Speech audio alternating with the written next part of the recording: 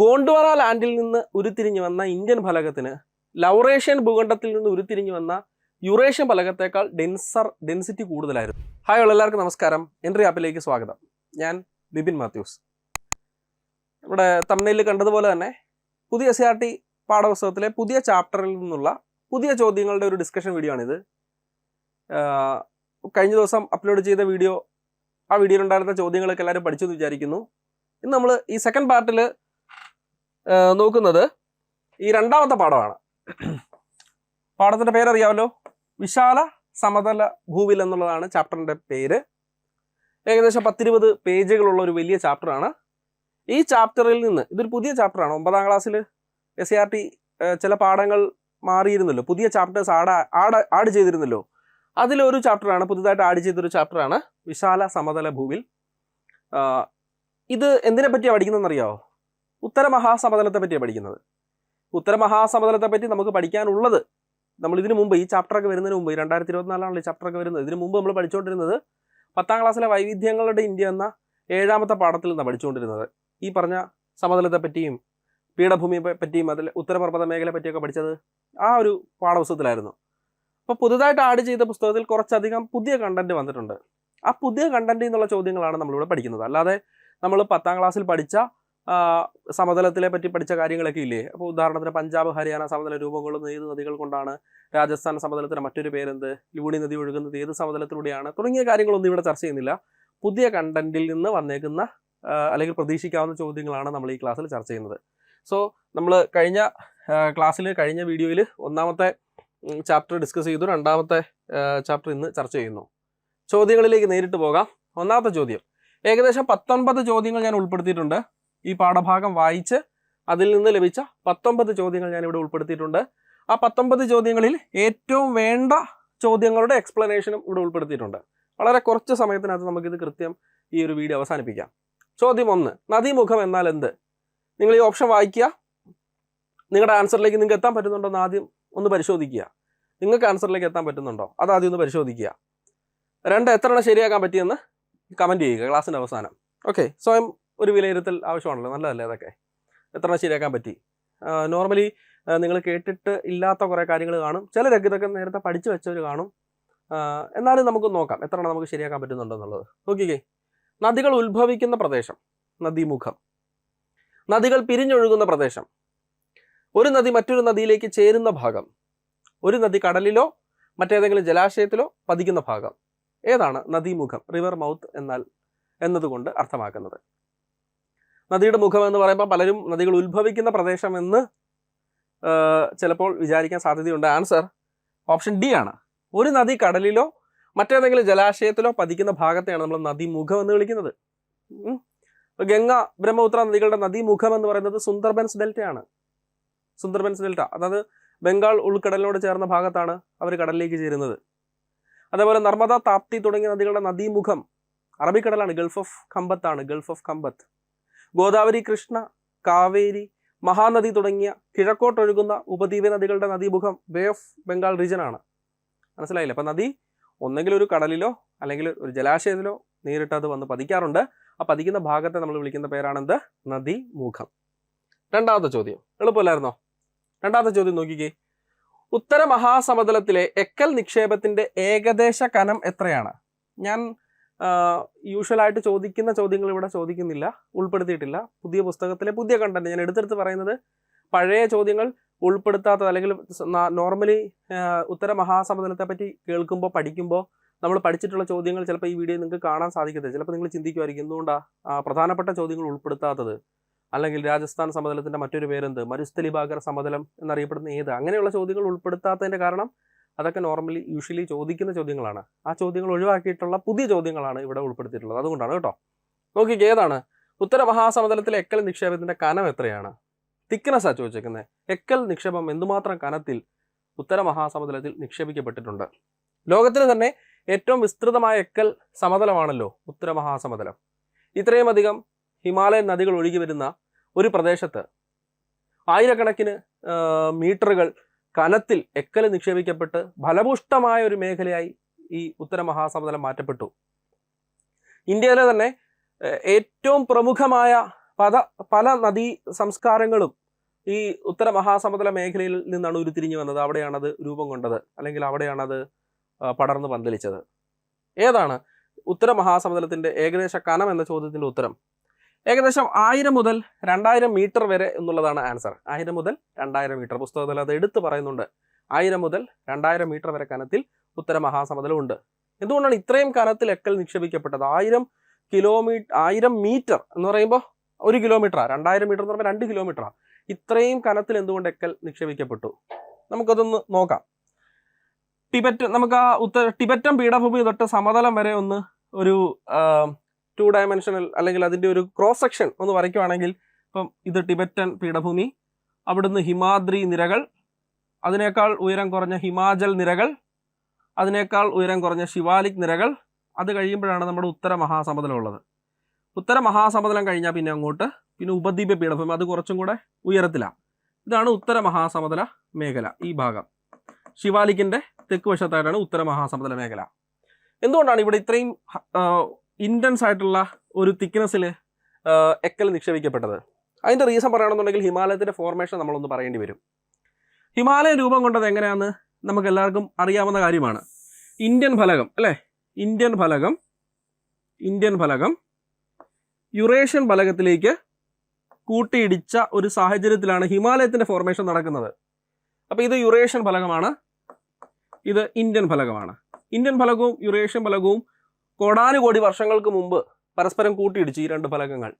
അപ്പോൾ അതിൻ്റെ ഫലമായിട്ട് ഈ 2 ഫലകങ്ങൾക്കിടയിൽ സ്ഥിതി ചെയ്തിരുന്ന ടെത്തിസ് എന്നറിയപ്പെടുന്ന ഒരു കടലിൻ്റെ അടിത്തട്ടിലുണ്ടായിരുന്ന അവസാദങ്ങൾ ഈ സമ്മർദ്ദബലം കാരണം, ഈ കൂട്ടിയിടിയുടെ സമ്മർദ്ദബലം കാരണം മടങ്ങി എന്തുണ്ടായി?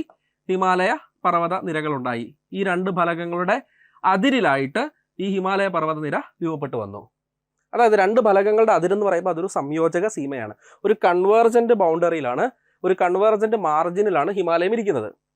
ശേഷം ഇന്ത്യൻ ഫലകം വടക്കോട്ട് തന്നെ ഇന്ത്യൻ ഫലകം മൂവ് ചെയ്തുകൊണ്ടേയിരുന്നു, ചലിച്ചുകൊണ്ടേയിരുന്നു. അതിൻ്റെ ഫലമായിട്ട് ഈ 2 ഫലകങ്ങളിൽ ഒരു ഫലകം പതുക്കെ താഴോട്ട് പോരാനായിട്ട് ആരംഭിച്ചു. കാരണം ഇവർക്കിടയിൽ ഇനി സ്പേസ് ഇല്ല. ഇടയ്ക്കുണ്ടായിരുന്ന സ്ഥലത്ത് ഹിമാലയം ഉണ്ടായി. ഈ അതിരെല്ലാം കൂടി ഇടിഞ്ഞു പൊളിഞ്ഞ്, ഈ പറഞ്ഞ 2 ഫലകങ്ങളുടെയും അതിരുകളെല്ലാം കൂടി ഇടിഞ്ഞു പൊളിഞ്ഞ്, ഇവിടെ ഉണ്ടായിരുന്ന അവസാദ ശിലകളെല്ലാം കൂടെ ഇടിഞ്ഞു പൊളിഞ്ഞ് മടങ്ങി ഹിമാലയ പർവ്വത നിര രൂപപ്പെട്ടല്ലോ. ഇനി ഇന്ത്യൻ ഫലകം വടക്കോട്ട് നീങ്ങിക്കഴിഞ്ഞാൽ അതിന് വേറെ സ്പേസ് ഇല്ല. ഇങ്ങനെയുള്ള സാഹചര്യങ്ങളിൽ 2 ഫലകങ്ങൾ വീണ്ടും ചലനത്തിലാണെങ്കിൽ, അല്ലെങ്കിൽ ഒരു ഫലകം മറ്റൊരു ഫലകത്തിലേക്ക് ചേർന്നുകൊണ്ടേ ഇരിക്കുവാണെങ്കിൽ, ആ ഫലകം മറ്റൊരു ഫലകത്തിന് അടിയിലേക്ക് പോകാനുള്ള ചാൻസ് ഉണ്ട്. അതിനൊരു ക്രൈറ്റീരിയ ഉണ്ട്. കൂട്ടിയിടിക്കുന്ന ഫലകങ്ങളിൽ ആർക്കാണോ ഡെൻസിറ്റി കൂടുതൽ, സാന്ദ്രത കൂടുതൽ, അത് സാന്ദ്രത കുറഞ്ഞ ഫലകത്തിൻ്റെ അടിയിലേക്ക് പോകും. ഇതിനെയാണ് നമ്മൾ സബ്ഡക്ഷൻ അല്ലെങ്കിൽ നിമഞ്ജനം എന്ന് വിളിക്കുന്നത്. ഗോണ്ട്വാന ലാൻഡിൽ നിന്ന് ഉരുത്തിരിഞ്ഞു വന്ന ഇന്ത്യൻ ഫലകത്തിന് ലൗറേഷ്യൻ ഭൂഖണ്ഡത്തിൽ നിന്ന് ഉരുത്തിരിഞ്ഞു വന്ന യുറേഷ്യൻ ഫലകത്തേക്കാൾ ഡെൻസിറ്റി കൂടുതലായിരുന്നു. അതിനാൽ ഇന്ത്യൻ ഫലകം പതുക്കെ യുറേഷ്യൻ ഫലകത്തിൻ്റെ അടിയിലേക്ക് താഴ്ന്നിറങ്ങാനായിട്ട് തുടങ്ങി. ആ അടിയിലേക്ക് താഴ്ന്നിറങ്ങിയ സ്ഥലത്ത് ഒരു ഗർത്തം രൂപപ്പെട്ടു. ഒരു നിമഞ്ജന മേഖല രൂപം കൊണ്ടു, ഒരു വലിയ ഗർത്തം. ആ ഗർത്തത്തിലേക്ക് കാലക്രമേണ ഹിമാലയത്തിൽ നിന്ന് ഉത്ഭവിച്ച നദികൾ ഒഴുകി വന്ന് അവിടെ കൊണ്ട് അവസാദങ്ങൾ നിക്ഷേപിക്കാനായിട്ട് ആരംഭിച്ചു. ഏകദേശം 1000 മുതൽ 2000 കിലോമീറ്റർ വരെ ആഴമുണ്ടായിരുന്ന ആ ഗർത്തം ഈ അവസാദങ്ങൾ നിറഞ്ഞ്, അല്ലെങ്കിൽ അത് ഫില്ല് ചെയ്ത് സമതലമായി മാറി, നിരപ്പായി മാറി. ആ ഗർത്തം മൂടപ്പെട്ടു, നിരപ്പായി മാറി.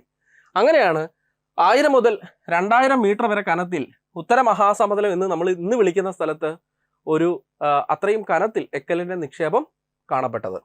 എളുപ്പമല്ലായിരുന്നോ? 3ാമത്തെ ചോദ്യം. സിന്ധു നദി മുഖം മുതൽ ഗംഗാ നദി മുഖം വരെ, അതായത് സിന്ധു നദി പതിക്കുന്ന ആ ഒരു പോയിന്റ് തൊട്ട് ഗംഗാ നദി ബ്രഹ്മപുത്രയും ചേർന്നിട്ട്, ഗംഗയും ബ്രഹ്മപുത്രയും കൂടെ ഒന്നിച്ച് ചേർന്ന് ബംഗാൾ ഉൾക്കടലിൽ സുന്ദർബൻസ് ഡെൽറ്റ ഫോം ചെയ്ത് പതിക്കുന്ന ഭാഗം വരെയുള്ള ഏകദേശം എത്ര കിലോമീറ്റർ നീളത്തിലാണ് ഉത്തര മഹാസമുദ്രം വ്യാപിച്ചു കിടക്കുന്നത്? ഓപ്ഷൻ നന്നായിട്ട് വായിക്കുക. 2400, 3000 കിലോമീറ്റർ, 2500, 3200 കിലോമീറ്റർ. ആൻസർ ഏതാണ്? ആൻസർ പലരും ഓപ്ഷൻ എ പറഞ്ഞെങ്കിലും ഉത്തരം ഓപ്ഷൻ ഡി ആണ്. സിന്ധു നദീമുഖം മുതൽ ഗംഗാ നദീമുഖം വരെ എന്ന് പറയുമ്പോൾ സിന്ധു നദീമുഖം പാകിസ്ഥാനിലാണ്, കറാച്ചിക്കടുത്ത് അറബിക്കടലിൽ. ഗംഗാ നദീമുഖം എന്ന് പറയുന്നത് ബംഗ്ലാദേശിലാണ്, സുന്ദർബൻസ് ഡെൽറ്റ മേഖല. അത്രയും സ്ഥലത്തിനിടയ്ക്കുള്ള സമതലത്തിൻ്റെ നീളമാണ് ചോദിച്ചേക്കുന്നത്. അപ്പോൾ ഇവിടുന്ന് തന്നെ നമുക്ക് ഒരു കാര്യം മനസ്സിലായി. ഉത്തര മഹാസമതലം ഇന്ത്യയിൽ മാത്രമല്ല ഉള്ളത്. ഉത്തര മഹാസമതലത്തിൻ്റെ വെസ്റ്റ് വേർഡ് എക്സ്റ്റൻഷൻ, പടിഞ്ഞാറോട്ടുള്ള എക്സ്റ്റൻഷൻ പാകിസ്ഥാനിലും കിഴക്കോട്ടുള്ള എക്സ്റ്റൻഷൻ ബംഗ്ലാദേശിലുമുണ്ട്. അപ്പോൾ ഈ 3 രാജ്യങ്ങളിലായിട്ട് വ്യാപിച്ചു കിടക്കുന്ന ഉത്തര മഹാസമതലത്തിൻ്റെ നീളമാണ് ചോദിച്ചേക്കുന്നത്. അത് 3200 കിലോമീറ്ററാണ്. എന്നാൽ ഉത്തര മഹാസമുദ്രം ഇന്ത്യക്കകത്ത് എത്ര കിലോമീറ്റർ വിസ്തൃതിയിലാണ്, എത്ര കിലോമീറ്റർ നീളത്തിലാണ് എന്ന് ചോദിച്ചാൽ, ഉത്തര മഹാസമുദ്രം ഇന്ത്യക്കകത്ത് എത്ര കിലോമീറ്റർ നീളത്തിലാണെന്ന് ചോദിച്ചാൽ 2400 കിലോമീറ്റർ നീളത്തിലാണ്. ഉത്തര മഹാസമുദ്രത്തിന്റെ ആകെ വിസ്തൃതി 7 ലക്ഷം ചതുരശ്ര കിലോമീറ്റർ ആണ്. 7 ലക്ഷം ചതുരശ്ര കിലോമീറ്റർ ആണ്. ഓക്കെ ആണോ? എന്തുകൊണ്ടാണ് 2400 3200 നമ്മൾ വ്യത്യസ്തമായിട്ട് ഓർക്കണമെന്ന് പറഞ്ഞത് മനസ്സിലായില്ലേ? അടുത്ത ചോദ്യം, താർ മരുഭൂമി വ്യാപിച്ചു കിടക്കുന്ന സംസ്ഥാനങ്ങൾ. എന്തുകൊണ്ടാണ് ഞാൻ ഇവിടെ താർ മരുഭൂമിയെ പറ്റി ഒരു ചോദ്യം ഇട്ടത്? ഉത്തര മഹാസമതലത്തിന്റെ പടിഞ്ഞാറ് ഭാഗം, അതിന് രാജസ്ഥാൻ സമതലമെന്നോ മരുസ്ഥലി ബാഗർ സമതലമെന്നോ ഒക്കെ നമുക്ക് വിളിക്കാം. 10ാം ക്ലാസ്സിൽ നമ്മൾ പഠിക്കുന്നതാണ്. അത് ഞാൻ ഇവിടെ ഉൾപ്പെടുത്തിയിട്ടില്ല. ആ സമതലം രൂപപ്പെടുത്തിയത് ലൂണി സരസ്വതി നദികൾ ചേർന്നിട്ടാണ്. ആ സമതലത്തിന്റെ, ഉത്തര മഹാസമതലത്തിന്റെ രാജസ്ഥാൻ സമതലത്തോട് ചേർന്ന്, അല്ലെങ്കിൽ രാജസ്ഥാൻ സമതലത്തിന്റെ അരികിലായി താർ മരുഭൂമിയുണ്ട്. സമതലം താർ മരുഭൂമിയുമായിട്ട് അങ്ങ് സിങ്ക് ആവുകയാണ്. അപ്പൊ ഈ താർ മരുഭൂമി വ്യാപിച്ചു കിടക്കുന്ന സംസ്ഥാനങ്ങൾ പുസ്തകത്തിൽ എടുത്തു പറയുന്നുണ്ട്. 4 സംസ്ഥാനങ്ങൾ. ഏതെല്ലാമാണത്? 4 എന്ന് പറഞ്ഞപ്പോൾ തന്നെ ഇവിടെ കട്ട് ചെയ്യാം. 1 അല്ലേ? പിന്നെ നമുക്ക് നോക്കിക്കേ, രാജസ്ഥാൻ, ഗുജറാത്ത്, ഹരിയാന, ഹിമാചൽ പ്രദേശ്. കട്ട് ചെയ്യാം, ഹിമാചൽ പ്രദേശ് ഉള്ളതുകൊണ്ട്. അടുത്തത് രാജസ്ഥാൻ, പഞ്ചാബ്, ഹരിയാന, ഗുജറാത്തും, രാജസ്ഥാൻ, പഞ്ചാബ്, ഗുജറാത്ത്, മധ്യപ്രദേശും. ഏതാണ് ആൻസർ? ബിയും ഡിയിലും ആൻസർ ബി ആണ്. രാജസ്ഥാൻ, പഞ്ചാബ്, ഹരിയാന, ഗുജറാത്ത് എന്നീ സംസ്ഥാനങ്ങളിലായിട്ട് താർ മരുഭൂമി വ്യാപിച്ചു കിടക്കുന്നു. അതിന്റെ 2/3 ഭാഗവും ഉള്ളത്, താർ മരുഭൂമിയുടെ 2/3 ഭാഗവും ഉള്ളത് രാജസ്ഥാനിലാണ്. താർ മരുഭൂമി പാകിസ്ഥാനിൽ അറിയപ്പെടുന്നത് ചോലിസ്ഥാൻ എന്നാണ്. താർ മരുഭൂമി പാകിസ്ഥാനിൽ ദി ഗ്രേറ്റ് ചോലിസ്ഥാൻ ഡെസേർട്ട് എന്നറിയപ്പെടുന്നു. താർ മരുഭൂമിയിലൂടെ ഒഴുകുന്ന നദി എന്ന് പറയുന്നത് ലൂണി നദിയാണ്. ഇത് നദിയാണ് ലൂണി നദി. ഇന്ത്യയിലെ ഉപ്പ് നദി, ലവണവാരി എന്നൊക്കെ വിശേഷണമുള്ള നദി, ലാൻഡ് ലോക്ക്ഡ് റിവർ, അതായത് ആരവല്ലി നിരകളിലെ പുഷ്കർ തടാകത്തിനടുത്ത് നിന്ന് പുഷ്കർ താഴ്വരയിൽ ഉത്ഭവിച്ച് റാൻ ഓഫ് കച്ച് എന്ന ചതുപ്പ് നിലത്തിൽ വന്ന് അവസാനിക്കുന്ന നദിയാണ് ലൂണി നദി. അതുകൊണ്ടാണ് അതിനെ ലാൻഡ് ലോക്ക്ഡ് റിവർ അല്ലെങ്കിൽ കരബന്ധിത നദി എന്ന് വിളിക്കുന്നത്. ഇനി താർ മരുഭൂമിയിൽ കാണപ്പെടുന്ന മണ്ണ് വരണ്ട മണ്ണാണ്. എന്ത് മണ്ണാണ്? വരണ്ട മണ്ണാണ്. താർ മരുഭൂമിയുമായി ബന്ധപ്പെട്ട് ഓർക്കാവുന്ന പ്രധാനപ്പെട്ട കാര്യങ്ങൾ, അല്ലെങ്കിൽ താർ മരുഭൂമി ഏതൊക്കെ സംസ്ഥാനങ്ങളിൽ വ്യാപിച്ചു കിടപ്പുണ്ട് എന്നതിൻ്റെയൊക്കെ ഒരു ഏകദേശ ചിത്രം അല്ലേ? താർ മരുഭൂമിക്കകത്തുള്ള പട്ടണമാണ് ജയ്സാൽമിർ അല്ലെ? ഇന്ത്യയിലെ വരണ്ട പ്രദേശമാണ്, ഏറ്റവും വരണ്ട പ്രദേശമാണ് ഇത് ജയ്സാൽമിർ. ക്ലിയർ? ഇനി അടുത്ത ചോദ്യം, ദിദ്വാന, സർഗോൾ തുടങ്ങിയവ എന്താണ്? ഓപ്ഷൻ തന്നേക്കുവാണ്. രാജസ്ഥാൻ സമതലത്തിലെ ശുദ്ധജല തടാകങ്ങൾ, ഗുജറാത്തിൽ സ്ഥിതി ചെയ്യുന്ന തടാകങ്ങൾ, രാജസ്ഥാൻ സമതലത്തിലെ ഉപ്പ് തടാകങ്ങൾ, ഗുജറാത്തിൽ കാണപ്പെടുന്ന ചതുപ്പ് പ്രദേശങ്ങൾ. ഏതാണ് ദിദ്വാന, സർഗോൾ എന്നിവ? ഉത്തര മഹാസമതലമായി ബന്ധപ്പെട്ട എന്തോ ഒരു സാധനമാണ്. ഇതെന്താണ്? ഈ 4 ഓപ്ഷനിൽ ഏതാണ് ആൻസർ? ഓപ്ഷൻ സി ആണ് ആൻസർ. രാജസ്ഥാൻ സമതലത്തിലെ അല്ലെങ്കിൽ മരുസ്ഥലി ബാഗർ സമതല മേഖലയിലെ ഉപ്പ് തടാകങ്ങളെ വിളിക്കുന്ന പേരാണ്, ഉപ്പ് തടാകങ്ങളാണ് ദിദ്വാന, സർഗോൾ തുടങ്ങിയവ. ക്ലിയർ ആകുന്നുണ്ടോ? അപ്പോൾ ഇവിടെ മറ്റൊരു പ്രധാനപ്പെട്ട ഉപ്പുജല തടാകം കൂടിയുണ്ട്. അത് ഞാൻ ഉൾപ്പെടുത്തിയില്ല. അത് ഉൾപ്പെടുത്തിയിരുന്നെങ്കിൽ എല്ലാവരും ആൻസർ ചെയ്തേനെ. സാമ്പാർ തടാകം അല്ലേ? അപ്പോൾ ദിദ്വാന, സാമ്പാർ, സർഗോൾ ഇതൊക്കെ രാജസ്ഥാൻ സമതലത്തിൽ കാണപ്പെടുന്ന ഉപ്പുജല, ലവണജല തടാകങ്ങളാണ് എന്നുള്ള കാര്യം ഓർക്കുക. നെക്സ്റ്റ്, ജലം ചിനാബ് നദികൾക്കിടയിലും സിന്ധു നദിക്കുമിടയിൽ സ്ഥിതി ചെയ്യുന്ന ഡോബ് അറിയപ്പെടുന്നത്. ജലം ചിനാബ് നദികൾക്കിടയിലും സിന്ധു നദിക്കുമിടയിൽ സ്ഥിതി ചെയ്യുന്ന ഡോബ് അറിയപ്പെടുന്നത് എന്താണ്? ഡോബ് അല്ലെങ്കിൽ ദോബ് എന്ന പുസ്തകത്തിൽ കൊടുത്തിട്ടുണ്ട്. ഡോബ് എന്നല്ല, ദോബ് എന്നാണ് കൊടുത്തേക്കുന്നത്. ഇംഗ്ലീഷിൽ DOAB എന്ന് എഴുതും. 2 നദികൾ ഒഴുകി പോകുമ്പോൾ ആ 2 നദികളുടെയും നിക്ഷേപണം നടക്കാറുണ്ട്. നദികൾ കൊണ്ടുവരുന്ന അവസാദങ്ങൾ നിക്ഷേപിക്കാറുണ്ട്. ഇത്തരത്തിൽ A എന്ന് പറയുന്ന ഈ നദിയും B എന്ന് പറയുന്ന നദിയും അതിൻ്റെ വശങ്ങളിലായിട്ട് അവസാദങ്ങൾ കൊണ്ട് നിക്ഷേപിക്കും. ഈ നിക്ഷേപിക്കപ്പെട്ട അവസാദങ്ങൾ വളരെ ഇടുങ്ങിയ അല്ലെങ്കിൽ വീതി കുറഞ്ഞ ഈ നിക്ഷേപണത്തെയാണ് നമ്മൾ ഡോബ് എന്ന് വിളിക്കുന്നത്. 2 നദികൾക്കിടയിലുള്ള വീതി കുറഞ്ഞ ഇടുങ്ങിയ എക്കൽ നിക്ഷേപങ്ങളെയാണ് ഡോബ് എന്ന് വിളിക്കുന്നത്. ഇവിടെ സിന്ധു ചിനാബ് നദികൾക്കിടയിലും അതുപോലെ തന്നെ ജലം ചിനാബ് നദികൾക്കിടയിലും സിന്ധു നദിക്കുമിടയിലും സ്ഥിതി ചെയ്യുന്ന ഡോബിന്റെ പേരെന്തെന്നാണ് ചോദ്യം. ആൻസർ സിന്ധു സാഗർ ഡോബാണ്. പുസ്തകത്തിൽ അതിനെപ്പറ്റി ഒരു വിവരണം കൊടുത്തിട്ടുണ്ട്. നമുക്കൊന്ന് വായിക്കാം. ആദ്യത്തെ പ്രധാന ഡോബുകൾ പറഞ്ഞേക്കുവാണേ. പ്രധാന ഡോബുകൾ എവിടെയാണ്? ഉത്തര മഹാസമതലത്തിലെ, പ്രത്യേകിച്ച് പഞ്ചാബ് സമതലത്തിലെ പ്രധാന ഡോബുകൾ പറഞ്ഞേക്കുവാണ്. ഒന്ന് ബിസ്ത ജലന്ധർ ഡോബ്. ബിയാസ് സത്ലജ് നദികൾക്കിടയിലുള്ള ഡോബാണ് ബിസ്ത ജലന്ധർ ഡോബ്. നോക്കുക, പണ്ടൊക്കെ നമ്മൾ ബിസ്ത എന്ന് മാത്രമേ കേട്ടുള്ളൂ, ഇവിടെ ജലന്ധറും കൂടെ ആഡ് ചെയ്യുന്നുണ്ട്. ഇതൊന്ന് കാണുമ്പോൾ സംശയം വരരുത്. അടുത്ത ബാരി ദോബ്. അവിടെ ദോബ് എന്ന പുസ്തകത്തിൽ എഴുതിയേക്കുന്ന ഡോബ് ശരിക്കും അല്ലെ ബിയാസ് രവി എന്നീ നദികൾക്കിടയിൽ സ്ഥിതി ചെയ്യുന്നതാണ് ബാരി ദോബ്. രചന ദോബ്. രവി ചിനാബ് എന്നീ നദികൾക്കിടയിലാണ് രചന ദോബ് സ്ഥിതി ചെയ്യുന്നത്. അടുത്ത ചാജ് ഉണ്ടോ, ചായും ജായും കൂടെ ചേർത്ത് ചാജ് ഡോബ്. ചിനാബ് ജലം എന്നീ നദികൾക്കിടയിൽ സ്ഥിതി ചെയ്യുന്നു. നമ്മുടെ ചോദ്യം സിന്ധ് സാഗർ ഡോബ്. ജലം ചിനാബ് നദികൾക്കും സിന്ധു നദിക്കുമിടയിൽ സ്ഥിതി ചെയ്യുന്ന ഡോബ്. ജലം ചിനാബ് നദികൾക്കും അതുപോലെ തന്നെ സിന്ധു നദിക്കും ഇടയിലായിട്ട് സ്ഥിതി ചെയ്യുന്ന ഡോബിന്റെ പേരാണ് എന്ത്? സിന്ധ് സാഗർ കേട്ടോ, സിന്ധ് സാഗർ. അതായത് ഇതാണ് ജലം നദി, ഇതാണ് ചിനാബ് നദി. ജലം ചിനാബ് നദികൾക്കിടയിലും ഈ ഇതാണ് സിന്ധു നദി. ഈ ഒഴുകി പോകുന്നതാണ് സിന്ധു നദി കേട്ടോ. ഇതിനിടയ്ക്കായിട്ട് കാണപ്പെടുന്ന ഈ ദോബിന്റെ പേരാണ് കേട്ടോ, ഇതിന്റെ പേരാണ് എന്ത്? സിന്ധു സാഗർ ഡോബ്. ബാക്കിയൊക്കെ അവിടെ കൊടുത്തിട്ടുണ്ട്. രചന, ചിനാബിനും ഇത് രവി നദിക്കും ഇടയിൽ രചന. അതുപോലെ തന്നെ രവി നദിക്കും അതുപോലെ തന്നെ ബിയാസ് നദിക്കും ഇടയിൽ ബാരി അല്ലെ. ഇനി ബിയാസിനും സത്ലജിനും ഇടയ്ക്ക് ബിസ്ത. ഏതാണ്? ബിസ്ത. അങ്ങനെ നദികളും അവയ്ക്കിടയിൽ സ്ഥിതി ചെയ്യുന്ന ഡോബുകളുടെ പേരുകൾ വളരെ വ്യക്തമായിട്ട് വൃത്തിയായിട്ട് ഇവിടെ പുസ്തകത്തിൽ കൊടുത്തിട്ടുണ്ട്. അടുത്ത ചോദ്യം, എന്താണ് എക്കൽ വിഷറികൾ? ചോദ്യം കണ്ടോ, എന്താണ് എക്കൽ വിഷറികൾ? അലൂവിയൽ ഫാൻ, ഇംഗ്ലീഷിൽ അലൂവിയൽ ഫാൻസ്. നദികൾ കടലിൽ പതിക്കുന്നതിന് മുമ്പ് രൂപപ്പെടുത്തുന്ന വിശാലമായ എക്കൽ പ്രദേശങ്ങൾ. നദികൾ കൈവഴികളായി പിരിഞ്ഞൊഴുകുമ്പോൾ രൂപപ്പെടുന്ന നിക്ഷേപങ്ങൾ. നദികൾ സമതലത്തിൽ പ്രവേശിക്കുമ്പോൾ അവസാദങ്ങൾ നിക്ഷേപിക്കപ്പെടുന്നത്. നദികൾ വളഞ്ഞു പുളഞ്ഞൊഴുകുമ്പോൾ രൂപപ്പെടുന്ന നിക്ഷേപങ്ങൾ. എന്തിനാണ് എക്കൽ വിഷറികൾ എന്ന് വിളിക്കുന്നത്? ഓപ്ഷൻസ് വായിച്ചു എന്ന് വിചാരിക്കുന്നു. ആൻസർ ഓപ്ഷൻ സി ആണ്. നദികൾ സമതലത്തിൽ പ്രവേശിക്കുമ്പോൾ അവസാദങ്ങൾ നിക്ഷേപിക്കപ്പെടുന്നു. പർവ്വതങ്ങളിൽ നിന്ന് നദി സമതലത്തിലേക്ക് പ്രവേശിക്കുമ്പോൾ നദിയുടെ വേഗത കുറയും. പർവ്വതങ്ങളിലൂടെ വേഗത്തിൽ ഒഴുകിയ നദി സമതലത്തിലേക്ക് പ്രവേശിക്കുമ്പോൾ നദിയുടെ വേഗത കുറയും. ഈ സമയത്ത് നദി പർവ്വതത്തിൽ നിന്ന് വഹിച്ചു കൊണ്ടുവന്ന അവസാദങ്ങളെ പർവ്വതത്തിന് താഴെ സമതലം തുടങ്ങുന്ന ഭാഗത്ത് നിക്ഷേപിക്കുന്നു. ഇതിനെയാണ് നമ്മൾ എക്കൽ വിഷറി എന്ന് പറയുന്നത്. ഇതേ നദി തന്നെ കടലിൽ പതിക്കുന്നതിന് മുമ്പായിട്ട്, അതിൽ ബാക്കി സ്ഥിതി ചെയ്യുന്ന എക്കല് കടലിൽ പതിക്കുന്നതിന് മുമ്പായിട്ട് അല്ലെങ്കിൽ കടലിന്റെ എൻട്രൻസിന് മുമ്പായിട്ട് നിക്ഷേപിക്കും. അതിനാണ് ഡെൽറ്റ എന്ന് വിളിക്കുന്നത്. ഡെൽറ്റ. രണ്ട് നമ്മൾ വ്യത്യാസം മനസ്സിലായെന്ന് വിചാരിക്കുന്നു. ഒരു നദി കടലിൽ പതിക്കുന്നതിന് മുമ്പ് എക്കൽ നിക്ഷേപിച്ചാൽ അത് ഡെൽറ്റയും, എക്കൽ നിക്ഷേപിച്ചിട്ട് അത് പിരിഞ്ഞൊഴുകും, അപ്പോഴാണ് ഡെൽറ്റ എന്ന് പറയുന്നത് അല്ലേ. ഒരു നദി അങ്ങനെ എന്താണ് ഡെൽറ്റ? ഇതൊരു നദിയാണ്, ഈ നദി ഇങ്ങനെ ഒഴുകി പോവാണേ, നദിയിൽ ധാരാളം അവസാദങ്ങളുണ്ട്. അപ്പം കടലിൽ പതിക്കുന്നതിന് മുമ്പായിട്ട് നദിയും കടലും തമ്മിലുള്ള ആ ഒരു നിരപ്പില്ലേ, സ്ലോപ്പ് ഓൾമോസ്റ്റ് ഈക്വൽ, 0 ആവും. അതായത് നദിക്ക് ഇനി മുമ്പോട്ട് ഒഴുകാൻ വളരെ ബുദ്ധിമുട്ടാണ്. സ്ലോപ്പ് കൂടുതലാണെങ്കിൽ നദി വേഗത്തിൽ ഒഴുകും അല്ലേ. നദി പർവ്വതത്തിൽ നിന്ന് ഒഴുകി കടലിലെത്തുമ്പോൾ അത് സ്ലോപ്പ് വളരെ നോർമലാവും, ഇത് തമ്മിലുള്ള സ്ലോപ്പ് ഈക്വൽ ആവും. അപ്പം നദിയുടെ വേഗത കുറയും. അപ്പോൾ ഇവ എന്ത് ചെയ്യും? മുമ്പോട്ട് ഒഴുകാൻ ബുദ്ധിമുട്ടായിട്ട് വരുമ്പോൾ ഈ അവസാദം എല്ലാം കൂടെ ഇങ്ങനെ നിറഞ്ഞിരിക്കുന്നത് കൊണ്ട് ഇത് പല ചാലുകളായിട്ട് പിരിഞ്ഞൊഴുകും. ഈ പിരിഞ്ഞൊഴുകുന്ന ഈ ചാലുകൾക്കിടയിലെല്ലാം അല്ലെങ്കിൽ ഈ പറഞ്ഞ ചാനൽസിൻ്റെ ഇടയിലെല്ലാം എക്കൽ നിക്ഷേപിക്കും. ഇതിനാണ് ഡെൽറ്റ എന്ന് വിളിക്കുന്നത്. അപ്പോൾ എന്താണ് എക്കൽ വിഷറി എന്നുള്ളത് പുസ്തകത്തിൽ ഒരു ഇമേജ് കൊടുത്തിട്ടുണ്ട്. എക്കൽ വിഷറി നമുക്ക് നോക്കട്ടെ എവിടെയാണോ കൊടുത്തിട്ടുണ്ടെന്ന്. ഒരു സെക്കൻഡ്, അത് ഇവിടെ ഈ ഒരു ഭാഗത്തുനിന്ന് മിസ്സായി.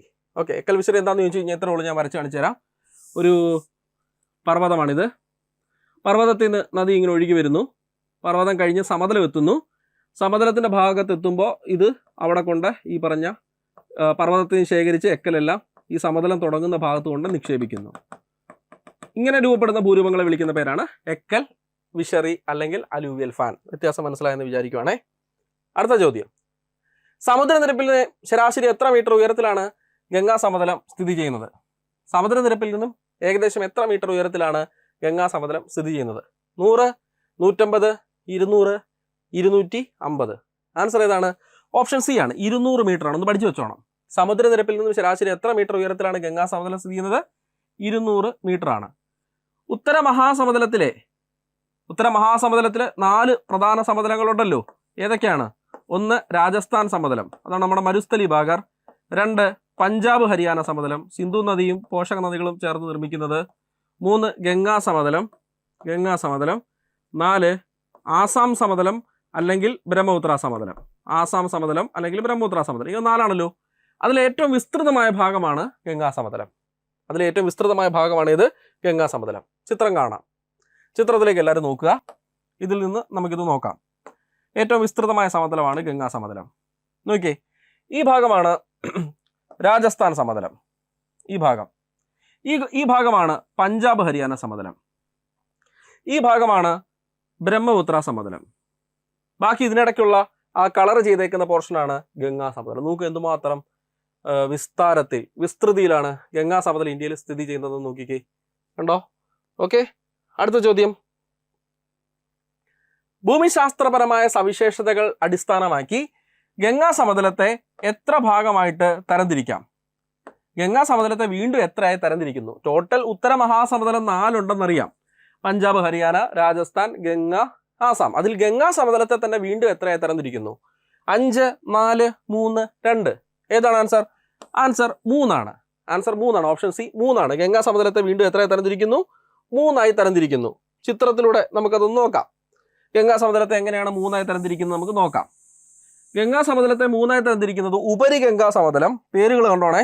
ഗംഗാ സമതലത്തെ 3 ആയി തരംതിരിക്കുന്നതാണ് ഈ കാണുന്നത്. ഒന്നാമത്തത് ഇത് ഉപരി ഗംഗാ സമതലം. രണ്ടാമത്തത് ഇവിടെ മധ്യഗംഗാ സമതലം. ഉത്തർപ്രദേശും ബീഹാറും ഒക്കെ ഈ മധ്യഗംഗാ സമതലത്തിലാണ് വരുന്നത്. ഉത്തരാഖണ്ഡും ഉത്തർപ്രദേശിലെ കുറച്ച് ഭാഗങ്ങളും ഒക്കെ ഈ ഉപരി ഗംഗാ സമതലത്തിൽ വരും. നമ്മുടെ വെസ്റ്റ് ബംഗാളൊക്കെ വരുന്നത് എവിടെയാണ്? പൂർണ്ണമായിട്ടും ജാർഖണ്ഡിന്റെ കുറച്ച് ഭാഗമൊക്കെ വരുന്നത് എവിടെയാണ്? കീഴ്ഗംഗാ സമതലത്തിലാണ്. എവിടെ വരുന്നത്? കീഴ്ഗംഗാ സമതലം. അങ്ങനെ 3 ഭാഗമായിട്ട് ഗംഗാ സമതലത്തെ തരംതിരിക്കുന്നു. ഗംഗാ സമതലത്തിന്റെ ഉപവിഭാഗങ്ങൾ എത്രയെന്ന് ചോദിച്ചാൽ 3 എഴുതിക്കോണം. പടിഞ്ഞാറുള്ളത് ചോദിച്ചാൽ ഉപരി ഗംഗാ സമതലം, കിഴക്കുള്ളത് ചോദിച്ചാൽ കീഴ്ഗംഗാ സമതലം, മധ്യഭാഗത്തുള്ളത് പേര് തന്നെയുണ്ട് മധ്യഗംഗാ സമതലം. ഇനി അടുത്ത ചോദ്യം. ആസാമിന്റെ കിഴക്കേ അതിർത്തി മുതൽ ധൂബ്രിയുടെ പടിഞ്ഞാറേ അറ്റം വരെ വ്യാപിച്ചു കിടക്കുന്ന സമതലം അറിയപ്പെടുന്നത് ഗംഗാ സമതലം, ബ്രഹ്മപുത്ര സമതലം, രാജസ്ഥാൻ സമതലം, പഞ്ചാബ് ഹരിയാന സമതലം. പേര് തന്നെ ഉണ്ട്. ആസാം എന്നുള്ളത് കൊണ്ട് തന്നെ ആൾക്കാർക്ക് ആൻസർ ചെയ്യാനായിട്ട് പറ്റും. അതിന്റെ പേരെന്താണ്? ബ്രഹ്മപുത്ര സമതലം. ആസാമിന്റെ കിഴക്കേ അതിർത്തി മുതൽ ധൂബ്രിയുടെ പടിഞ്ഞാറേ അറ്റം വരെ വ്യാപിച്ചു കിടക്കുന്ന സമതലം ഏതെന്ന് ചോദിച്ചാൽ ഏതാണ്? ബ്രഹ്മപുത്ര സമതലമാണ്. നോക്കിക്കോണം ബ്രഹ്മപുത്ര സമതലം എവിടെയാണെന്നുള്ളത്. ഇത് കണ്ടോ? ആസാമിന്റെ കിഴക്കേ അറ്റം തൊട്ട് ഈ ഒരു ഭാഗം തൊട്ട് ധൂബ്രി എന്നറിയപ്പെടുന്നതിൻ്റെ ഇവിടെയാണ് ആസാമിന്റെ ബംഗ്ലാദേശിന്റെ ബോർഡർ. ഇത്രയും ഭാഗത്തായിട്ട് വ്യാപിച്ചു കിടക്കുന്ന, പ്രധാനമായിട്ടും ആസാമിൽ വ്യാപിച്ചു കിടക്കുന്ന സമതലമാണ് ഏത്? ബ്രഹ്മപുത്ര സമതലം. ബ്രഹ്മപുത്ര സമതലത്തിന്റെ തെക്ക് ഭാഗത്താണ് ഖാസി ഗാരോ ജയന്തിയ കുന്നുകൾ ഉള്ളത് മേഘാലയയിൽ. ബ്രഹ്മപുത്ര കുന്നുകളുടെ വടക്ക് ഭാഗം എന്ന് പറഞ്ഞാൽ അരുണാചൽ കുന്നുകളാണ്. പൂർവാചലിന്റെ ഭാഗമായിട്ട് വരുന്ന അല്ലെങ്കിൽ നമ്മുടെ വടക്കൻ ഹിമാലയം ആണ്, അരുണാചൽ ഹിമാലയമാണ്. ബ്രഹ്മപുത്ര സമതലത്തിന്റെ കിഴക്ക് ഭാഗത്ത് പത്കായ് ബുമ്മും നാഗ കുന്നുകളുമാണ്. ഉണ്ടോ? അത്തരത്തിൽ ലോക്ക് ചെയ്യപ്പെട്ട് കിടക്കുന്ന, പർവ്വതങ്ങളാൽ ലോക്ക് ചെയ്യപ്പെട്ട് കിടക്കുന്ന ഒരു സമതല ഭാഗമാണ് ഇത് ബ്രഹ്മപുത്ര സമതലം എന്ന് പറയുന്നത്. ബ്രഹ്മപുത്ര സമതലത്തിന്റെ ഈ താഴോട്ട് നോക്കിയ തെക്ക് ഭാഗത്തോട്ട് നോക്കിയ കീഴ്ഗംഗ സമതലത്തിന്റെ ഭാഗം വരുന്നു അവിടെ. ഓക്കെ, ഇനി അപ്പൊ ഇതിന് ഉത്തരം കിട്ടിയില്ലേ? ഏതാണ്? ബ്രഹ്മപുത്ര സമതലം. ഇനി ഇതാണ് ഞാൻ നേരത്തെ പറഞ്ഞ എക്കൽ വിഷറി. ചിത്രം ഇവിടെയാണ് കിടക്കുന്നത്. നോക്കി, എന്താണ് എക്കൽ വിഷറി എന്ന് പറഞ്ഞാൽ? എന്താണ് നോക്കിക്ക്, ഒരു പർവ്വതത്തിൽ നിന്ന് കണ്ടോ നദി ഇങ്ങനെ ഒഴുകി വരുമ്പോൾ, പർവ്വതമാണ് ഈ കാണിച്ചിരിക്കുന്നത്, ഒഴുകി വരും സമതലത്തിലേക്ക് പ്രവേശിക്കുന്നതിന് മുമ്പായിട്ട് അതിങ്ങനെ എന്താണ് എക്കൽ ഇവിടെ കൊണ്ട് ഇതിൻ്റെ ഇത്രയും സ്ഥലത്ത് കണ്ടോ എക്കൽ നിക്ഷേപിച്ചേക്കുന്നുണ്ടോ? കണ്ടോ എക്കൽ നിക്ഷേപിച്ചേക്കണ്ടോ? ഇതിനെയാണ് എന്ത് വിളിക്കുന്നത്? എക്കൽ വിഷറി എന്ന് വിളിക്കുന്നത്. നമ്മൾ വിഷറിയുടെ ആകൃതി, പണ്ട് നമ്മൾ കാറ്റ് കൊള്ളാനായിട്ട് ഉപയോഗിക്കുന്ന വിഷറിയില്ലേ, ആ വിഷറിയുടെ ആകൃതിയിൽ കൊണ്ട് എക്കൽ കൊണ്ട് ഇങ്ങനെ വീതി വിസ്താരത്തിൽ കൊണ്ട് നിക്ഷേപിച്ചേക്കുന്നു. അതിനെ വിളിക്കുന്ന പേരാണെന്ത്? എക്കൽ വിഷറി. എന്നിട്ട് ഇവിടെ ഇത് കണ്ടോ, ഈ നദി ഇങ്ങനെ ഇതിനിടയ്ക്കെല്ലാം എക്കലുണ്ട്. ഈ നദി ഒഴുകി പോകുന്ന ഈ ഭാഗത്തിൽ എക്കലുണ്ട്. എക്കൽ ഇങ്ങനെ ഉള്ളത് കൊണ്ട് തന്നെ നദിക്ക് നേരിട്ട് ഒഴുകി പോകാൻ പറ്റത്തില്ല. അതിങ്ങനെ വളഞ്ഞ് പുളഞ്ഞ് ഇങ്ങനെ മുടി പിന്നിക്കെട്ടി ഇട്ടേക്കുന്ന പോലെ പെൺകുട്ടികളുടെയൊക്കെ അതുണ്ടോ, അതേപോലെ ഇങ്ങനെ ഒഴുകി പോകുന്നു കണ്ടോ. ഇതിനെ നമ്മൾ പിണഞ്ഞൊഴുകുന്ന നദികൾ അല്ലെങ്കിൽ ബ്രേഡഡ് ചാനൽസ് എന്ന് വിളിക്കുന്നത് കേട്ടോ. ബ്രേഡഡ് ചാനൽസ് എന്ന് വിളിക്കുന്നത്. ബ്രഹ്മപുത്രയൊക്കെ ഈ ബ്രേഡഡ് ചാനലിന്റെ നിർമ്മാണത്തിൽ അത്യാവശ്യം പുലികളാണ് അല്ലെങ്കിൽ പ്രധാന നദികളാണ്. ബ്രേഡഡ് ചാനൽസ് ഒക്കെ നിർമ്മിക്കുന്നതിൽ പ്രധാന നദികളാണ് ബ്രഹ്മപുത്രയൊക്കെ. Okay, next ഡെൽറ്റകൾ. എന്താണ് ഡെൽറ്റ എന്ന് ചോദിച്ചാൽ ഇതുണ്ട് ഇവിടെ പുസ്തകത്തിൽ ഒരു വലിയ ഒരു ബോക്സിനകത്ത് ഡെൽറ്റ എന്താണെന്ന് പറഞ്ഞു തരുന്നുണ്ട്. ഒന്ന് വായിച്ചേക്കാം നമുക്ക്. സമതലത്തിലൂടെ ഒഴുകി നദീമുഖങ്ങളോട് അടുക്കുമ്പോൾ, നദീമുഖം എന്ന് വെച്ചാൽ നദി പതിക്കുന്ന സ്ഥലം, ജലാശയമോ അല്ലെങ്കിൽ എന്താകാം, കടലോ ആകാം. നദി വളരെ സാവധാനം ഒഴുകുന്നു. അങ്ങോട്ട് അടുക്കുമ്പോൾ നദികൾ വഹിച്ചുകൊണ്ടുവരുന്ന അവസാദത്തിന്റെ അളവ് കൂടുതലായതിനാലും നദീജലം കൂടുതലായതിനാലും മിക്ക നദികളും ഈ പ്രദേശത്ത് കൈവഴികളായി പിരിഞ്ഞൊഴുകുന്നു. നദിയുടെ വേഗത കുറഞ്ഞു, കൊണ്ടുവരുന്ന അവസാദങ്ങളും കൂടുതലാണ്, നദിയുടെ വെള്ളത്തിന്റെ അളവും കൂടുതലാണ്. കാരണം എല്ലാ പോഷക നദികളും കൂടിച്ചേർന്ന് നദി കടലിലേക്ക് ചേരാൻ പോവാ.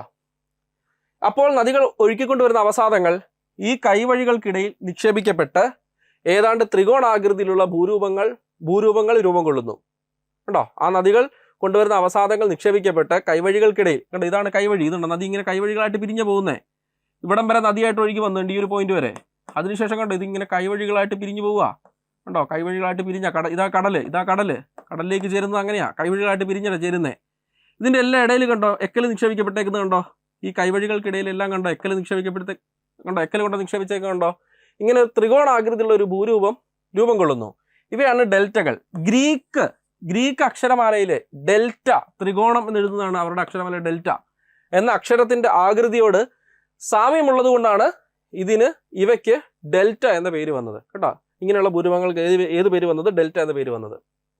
അടുത്ത ചോദ്യം, നദികൾ താരതമ്യേന ചെരിവ് കുറഞ്ഞ പ്രദേശങ്ങളിലൂടെ ഒഴുകുമ്പോൾ അവസാദ നിക്ഷേപങ്ങൾ നദിയുടെ ഒഴുക്കിനെ തടസ്സപ്പെടുത്തുകയും നദി വളഞ്ഞു പുളഞ്ഞ് ഒഴുകി വലയങ്ങൾ സൃഷ്ടിക്കുകയും ചെയ്യുന്നു. വലയങ്ങൾ എന്ന് വെച്ചാൽ മിയാണ്ടർ. ഇതിന് കാരണമായ പ്രതിഭാസം എന്ത്? അതായത് നദികൾ താരതമ്യേന ചെരിവ് കുറഞ്ഞ പ്രദേശങ്ങളിലൂടെ, തീരെ ചെരിവ് കുറഞ്ഞല്ല, താരതമ്യേന ചെരിവ് കുറഞ്ഞ പ്രദേശങ്ങളിലൂടെ ഒഴുകുമ്പോൾ അവസാദ നിക്ഷേപങ്ങൾ നദിയുടെ ഒഴുക്കിനെ തടസ്സപ്പെടുത്തി നദി വളഞ്ഞു പുളഞ്ഞ് ഒഴുകാൻ തുടങ്ങുന്നു. ഇതിന് കാരണമായ പ്രതിഭാസം എന്ത്? തുടർച്ചയായ നിക്ഷേപണ പ്രവൃത്തി, തുടർച്ചയായ അപരദന നിക്ഷേപണ പ്രവൃത്തി, തുടർച്ചയായ അപക്ഷയ പ്രവൃത്തി. എന്താണ് ആൻസർ? പറയാം ആർക്കെങ്കിലും. തുടർച്ചയായ അപരദന നിക്ഷേപണ പ്രവൃത്തിയാണ് ഇതിന്റെ ആൻസർ. തുടർച്ചയായ അപരദന നിക്ഷേപണ പ്രവൃത്തി. നോക്കാം. നദി ഒഴുകുന്നതും ഒരു മിയാണ്ടറിങ് സംഭവിക്കുന്നതുമായിട്ടുള്ളത് ഒരു 4 സ്റ്റെപ്പായിട്ട് ഇവരിവിടെ കൊടുത്തിട്ടുണ്ട്. നമുക്കൊന്ന് നോക്കാം. ആദ്യ ചിത്രം നോക്കിക്കേ. നദി ഇങ്ങനെ വളഞ്ഞു പുളഞ്ഞ് ഇങ്ങനെ ഒഴുകി പോകുന്നു. കണ്ടോ, വളഞ്ഞു പുളഞ്ഞ് ഒഴുകി പോവുക. എവിടെ എത്തുമ്പോഴാ? താരതമ്യേന ചെരിവ് കുറഞ്ഞ സ്ഥലത്തെത്തുമ്പോൾ. അതിൽ ഇതിൻ്റെ ഈ ഭാഗത്ത് നദി വളയുന്ന ഈ ഒരു ഭാഗത്ത് നിക്ഷേപണവും ഈ ഒരു ഭാഗത്ത് അപരദനവും നടക്കും. ദാറ്റ് മീൻസ് ഇവിടെ ഇങ്ങനെ വീതി കൂടും, ഇവിടെ പതുക്കെ നിക്ഷേപണം നടക്കുന്നതിന് ഫലമായിട്ട് ഇവിടെ ഇങ്ങനെ ചുരുങ്ങും. കണ്ടോ, ഇവിടെ ചുരുങ്ങിയത് കണ്ടോ, ഇവിടുത്തെ വീതി ചുരുങ്ങി, ഇവിടെ വീതി കൂടി. കുറേ കൂടെ കഴിയുമ്പോഴത്തേക്ക് ഈ ഒരു പ്രദേശം നിക്ഷേപണം നടക്കുന്ന സ്ഥലങ്ങൾ കണ്ടോ, ഈ നിക്ഷേപണം നടക്കുന്ന സ്ഥലങ്ങൾ കണ്ടോ, അവിടെ നദി വേർപെട്ടു. ഇനി ഇങ്ങോട്ട് നദിക്ക് ഒഴുകാൻ പറ്റത്തില്ല. ഇങ്ങനെ വളഞ്ഞു പുളഞ്ഞൊരുകിയിരുന്ന നദി ഇനി എന്ത് ചെയ്യും?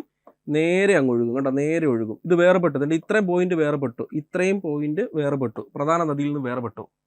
ഇതാണ് ഓക്സ്ബോ തടാകം എന്നറിയപ്പെടുന്നത്. ഇതിനെയാണ് നമ്മൾ ഓക്സ്ബോ തടാകം എന്ന് വിളിക്കുന്നത്. കണ്ടോ, ഇവിടെ എന്തൊക്കെ നടക്കുന്നുണ്ട്? ഒരു സൈഡിൽ അപരദനം നടക്കുന്നു, ഒരു സൈഡിൽ എന്ത് നടക്കുന്നു? നിക്ഷേപണം നടക്കുന്നു. നിക്ഷേപണം കൂടുന്ന സ്ഥലങ്ങൾ കണ്ടോ, അവിടുന്ന് നദി കാലക്രമേണ അങ്ങ് കട്ടായി പോകും. മെയിൻ സ്ട്രീമിൽ നിന്ന് നിക്ഷേപണം കൂടി കട്ടായി പോകും. കണ്ടോ, എന്നിട്ട് അത് നേരിട്ടൊഴുകും. കണ്ടോ, ഇതാണ് എന്ത്, ഇങ്ങനെ ഒറ്റപ്പെട്ട് പോകുന്ന ഈ തടാകങ്ങൾ കണ്ടോ, ഇതിനെയാണ് ഓക്സ്ബോ തടാകം എന്ന് വിളിക്കുന്നത്. കൻവർ തടാകം ബീഹാറിൽ ഗന്ദകി നദിയുടെ വളഞ്ഞൊഴുകൽ, മിയാണ്ടറിങ് വഴിയാണ് രൂപം കൊണ്ടത്. അതുപോലെ വൈന്തല അല്ലേ, നമ്മുടെ കേരളത്തിലെ പ്രധാനപ്പെട്ട ഓക്സ്ബോ തടാകമാണ് വൈന്തല തടാകം. ക്ലിയർ അല്ലേ? ചാലക്കുടി പുഴയുടെ ഈ മിയാണ്ടറിങ് അതിൻ്റെ കാരണം ഫലമായിട്ടുണ്ടായത്. അപ്പം ഈ എന്താണ് മിയാണ്ടറിങ് എന്നും എന്താണ് ഓക്സ്ബോ തടാകം എന്നും മനസ്സിലായെന്ന് വിചാരിക്കുന്നു.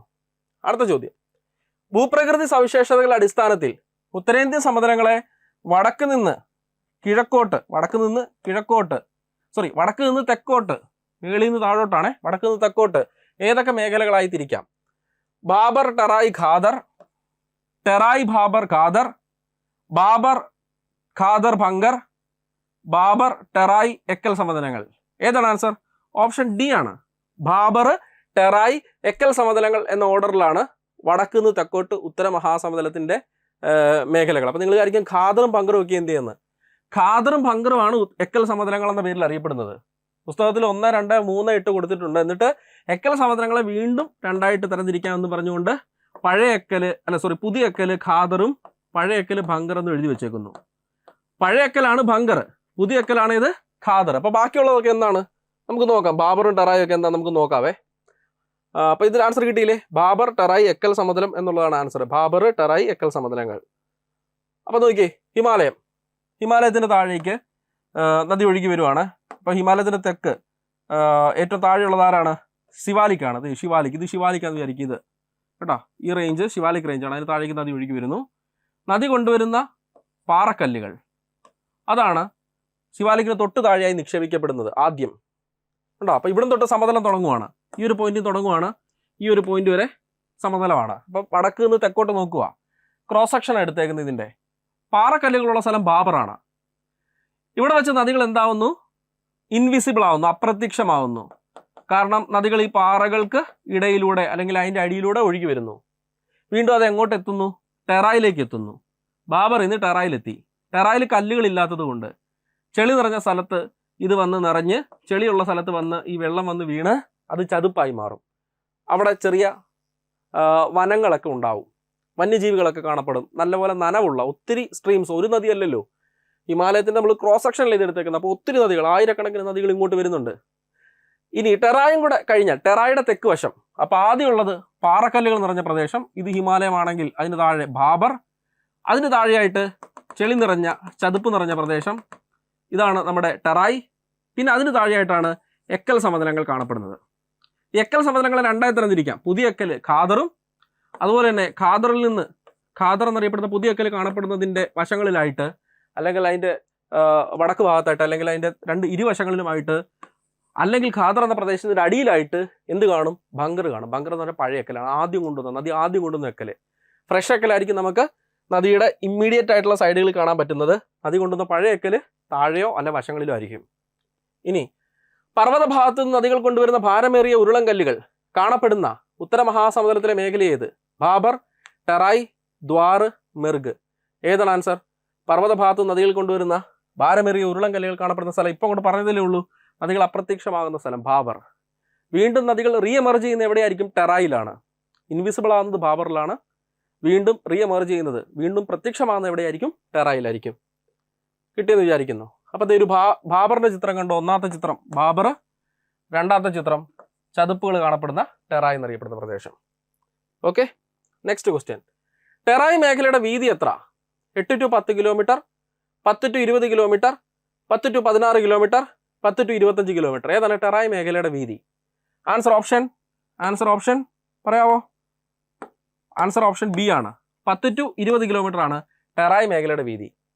ബാബർ മേഖലയുടെ വീതിയാണ് 8 to 10. ഇതാണ് പാറക്കല്ലുകൾ കാണപ്പെടുന്ന ബാബർ മേഖലയുടെ വീതി. അതാണ് 8 to 10 കിലോമീറ്റർ. ഇനി അടുത്തത് ബങ്കറിൻ്റെയും ഖാദറിൻ്റെയും, അതായത് എക്കൽ സമതലത്തിന്റെ വിസ്തൃതി എത്രയാണെന്ന് പുസ്തകത്തിൽ പറയുന്നില്ല. പക്ഷേ +1 പുസ്തകത്തിൽ പറയുന്നുണ്ട് ഏറ്റവും വിസ്തൃതമായ ഭാഗം പഴയ എക്കൽ കാണപ്പെടുന്ന ബങ്കറാണെന്ന് പറയുന്നുണ്ട്. പക്ഷേ ഏറ്റവും ഫലപുഷ്ടമായ ഭാഗം പുതിയ എക്കൽ കാണപ്പെടുന്ന ഖാദറും. നദിയോട് ചേർന്ന് കാണപ്പെടുന്ന ഖാദറാണ് ഏറ്റവും ഫലപുഷ്ടമായ ഭാഗം. ഏറ്റവും കൂടുതൽ ആളുകൾ തിങ്ങിപ്പാർക്കുന്നത് ഫലപുഷ്ടമായ ഖാദറിലായിരിക്കും. ഏറ്റവും വിസ്തൃതമായ ഭാഗം പക്ഷേ ഏതായിരിക്കും? ബങ്കറായിരിക്കും. പഴയ എക്കൽ കാണപ്പെടുന്ന ബങ്കർ. പഴയ എക്കലിനകത്ത് എന്ത് നിറയാറുണ്ട്? ഞാൻ ഇതൊക്കെ പഠിപ്പിച്ചിട്ടുണ്ട്. കാൻകർ നിറയാറുണ്ട്. കാൻകർ എന്ന് പറഞ്ഞാൽ കാൽസ്യത്തിൻ്റെ ഡെപ്പോസിറ്റ് ആണ്. അത് പഴയ എക്കലായ ബങ്കറിൻ്റെ ഫലഭൂഷ്ഠതയെ കുറയ്ക്കും. ഏത്? കാൻകറിൻ്റെ സാന്നിധ്യം. ഓക്കെ ആണോ? ഇനി പൊടിമണൽ, മണൽ, ചരൽ എന്നിവ ഉൾപ്പെടുന്ന അവസാദങ്ങൾ നദീതടത്തിൽ നിക്ഷേപിക്കപ്പെട്ട് രൂപപ്പെടുന്ന രേഖീയ ഭൂരൂപങ്ങളാണ് പിണഞ്ഞൊഴുകുന്ന അരുവികൾ, നീർച്ചാൽ തിട്ടകൾ, മണൽ വരമ്പുകൾ, നദീജന്യ ദ്വീപുകൾ. പൊടിമണലും മണലും ചരലുമൊക്കെ ഈ പറഞ്ഞ സാധനങ്ങളൊക്കെ ഉൾപ്പെടുന്ന അവസാദങ്ങൾ നദീതടത്തിൽ, അതായത് നദി ഒഴുകി പോകുന്ന പ്രദേശത്ത് നദിയുടെ തടത്തിൽ ബേസിനിൽ നിക്ഷേപിക്കപ്പെട്ട് രൂപപ്പെടുന്ന രേഖീയ ഭൂരൂപങ്ങൾ, നീളമുള്ള ഭൂരൂപങ്ങൾ. ആൻസർ ഏതാണെന്നറിയാമോ? സാൻഡ് ബാർസ് അല്ലെങ്കിൽ മണൽ വരമ്പുകളാണ്. ഓപ്ഷൻ സി ആണ് ആൻസർ കേട്ടോ. ഓപ്ഷൻ സി ആണ് ആൻസർ. അപ്പോൾ ബാക്കിയൊക്കെ എന്താണ് നോക്കിക്കേ. സമതലങ്ങളിൽ നദിയുടെ ഒഴുക്കും ആഴവും താരതമ്യേന കുറവാണ്. ഫസ്റ്റ് പോയിന്റ് വായിച്ചേ. സമതലങ്ങളിൽ ആയതിനാൽ അവ ഒഴുക്കിക്കൊണ്ടുവരുന്ന അവസാദങ്ങൾ, നദി ഒഴുക്കിക്കൊണ്ടുവരുന്ന അവസാദങ്ങൾ നദീചാലുകളിൽ ദ്വീപുകളായും, അതായത് കണ്ടോ നദിയുടെ മധ്യഭാഗത്ത് ഈ പറഞ്ഞ നദി കൊണ്ടുവന്ന അവസാദങ്ങൾ നിക്ഷേപിക്കപ്പെട്ട് അതൊരു ദ്വീപായി മാറും. അതിനെയാണ് നമ്മൾ നദീജന്യ ദ്വീപ് എന്ന് വിളിക്കുന്നത്. റിവറൈൻ ഐലൻഡ്സും ബ്രഹ്മപുത്രയിൽ കാണപ്പെടുന്ന അത്തരത്തിലുള്ള ദ്വീപാണ് ലോകത്തിലെ തന്നെ ഏറ്റവും വലിയ നദീജന്യ ദ്വീപ്. ഏതാണത്? മജുലിയാണ്. മജുലി അല്ലേ? ഇന്ത്യയിലെ ഏറ്റവും വലിയ നദീജന്യ ദ്വീപ്, ഒരു ജില്ലയാക്കപ്പെട്ട ദ്വീപ് എന്നൊക്കെ നമ്മൾ പഠിച്ചതാണ്. ഇന്ത്യയിൽ ഒരു ജില്ലയാക്കപ്പെട്ട ഏക ദ്വീപാണ് ഏത്? മജുലി ദ്വീപ് ബ്രഹ്മപുത്ര നദിയിൽ കണ്ടോ, നദിയുടെ മധ്യഭാഗത്ത് നദീ തടത്തിൽ വലിയ തോതിൽ അവസാദങ്ങൾ നിക്ഷേപിക്കപ്പെട്ടുണ്ടായതാണത്. ഇനി പൊടിമണൽ, നമ്മുടെ ചോദ്യം പൊടിമണൽ, പിന്നെ ഈ നദീജന്യ ദ്വീപുകളും ഇനി വശങ്ങളിൽ കൊണ്ടോ വശങ്ങളിൽ നിക്ഷേപിക്കപ്പെടുന്നതാണ്. ഇങ്ങനെ വശങ്ങളിൽ കൊണ്ട് നദി ഒഴുകുന്നതിന്റെ വശങ്ങളിൽ കൊണ്ട് എക്കൽ നിക്ഷേപിക്കപ്പെടുന്നതാണ് എന്തെന്നറിയപ്പെടുന്നത്, നമ്മുടെ നീർച്ചാൽ തിട്ടകൾ എന്നറിയപ്പെടുന്നത്.